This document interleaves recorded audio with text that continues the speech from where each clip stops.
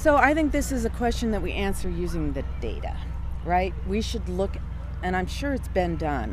I just don't have access to this information, but I would want to know how many voters vote at which polling place in early voting, and I would go back, I would go all the way back to the beginning of the implementation of voting centers. I'd want to see what the trend was. I've always wondered why they've dedicated so many early voting days to staging voting centers in retirement homes, and I'd like to know, what the yield is there, and would we get more people in retirement homes to vote if we just sent them all absentee ballots, for instance? Because we know they're not going anywhere. We know they can't get to the polls, so we bring the polls to them as much as we can.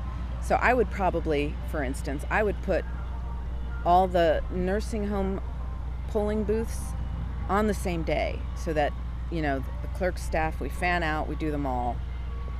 They're only there for a couple of hours at a time anyway, so why spend a whole early voting day staffing, 2 or 3 nursing homes? I just want to look and see, what the return is. Where are we losing the most voters? Where can we pick up the most voters? And, we got to just run the statistics. It's also pretty clear that voting centers are still something that gets politicized. Oh, absolutely. Where you put them is absolutely a political decision. How do you avoid that?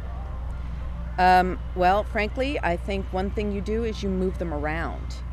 You distribute them more fairly, more widely. We have the same polling places on election day, year in and year out. Maybe those should probably stay where they are.